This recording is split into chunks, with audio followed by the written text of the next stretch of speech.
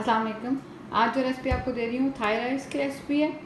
उसमें जो ingredients use होंगे आप पहले वो नोट कर लें। उसमें मैंने 2 पीस ब्रेस्ट पीस लिया है चिकन का, जिसको मैंने ऐसे क्यूब साइज़ में काट कर इसके बीच में मैंने 1 चम्मच सोया सॉस और 1 चम्मच विनीगर और आधा चम्मच चीनी का डालकर इसको मैंने मैरिनेट करके रख लिया। इसके अलावा इसके अंदर 4 अंडे शामिल करूँगी, इसके अंदर हाफ कप कॉर्न शामिल करूँगी और कम से कम 2 कप इसके अंदर मैं ये पालक शामिल करूँगी।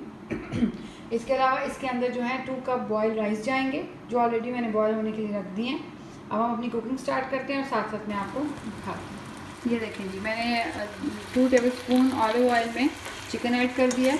अब इस चिकन को थोड़ी देर पका लेंगे ताकि थोड़ा सा नरम हो जाए, गल जाए। ये बोनलेस चिकन है, इसको गलने में ज़्यादा टाइम नहीं लगता। जब ये थोड़ा गल जाएगा तो उसके बाद इसके अंदर बाकी की जो वेजिटेबल्स हैं कॉर्न और पालक वो हम लोग ऐड करेंगे। और एंड में इसके अंदर मैं जो है वो जो 4 अंडे मैंने तोड़ के रखे हुए हैं वो ऐड करूँगी।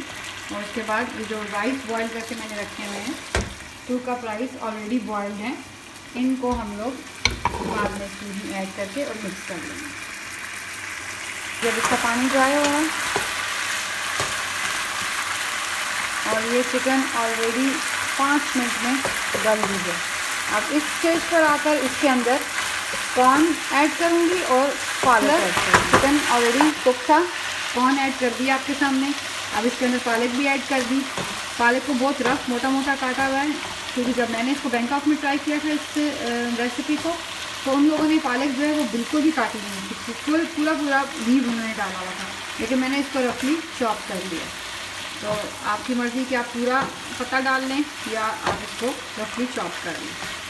अच्छा जी, अब ये पालक अपना पानी ख़त्म करेगा तो उसके बाद इसमें एग ऐड करेंगे। ये देखें जी, पालक का पानी भी जो है वो तकरीबन खुश्क हो रहा है। अच्छा जी, इसको स्पाइस देने के लिए इसके अंदर चिली फ्लेक्स ऐड करने लगी हूँ थोड़े से। ये हाफ़ टी स्पून आप कह लें, सॉरी आपको पहले दिखाना भूल गई थी। ये हाफ़ टी स्पून इसके अंदर चिली फ्लेक्स ऐड कर दें, थोड़ा सा इसको स्पाइस करने के लिए। अच्छा जी, ये देखें जी, इसका पानी तकरीबन खुश्क हो गया। अब इस स्टेज पर आकर इसके अंदर एग शामिल करूँगी। ये 4 अंडे जो मैंने आपको दिखाए थे ये मैंने अच्छी तरह फेंट कर इसके अंदर शामिल कर लिए हैं और इसको अच्छी तरह आप मिक्स कर लें। ये देखें जी, इसके अंदर सब कुछ अच्छी तरह मिक्स हो गया। अब ये मेरे पास 1.5 टेबल स्पून जो है सोया सॉस है, जो मैं इसके अंदर ऐड करके मिक्स करूँगी।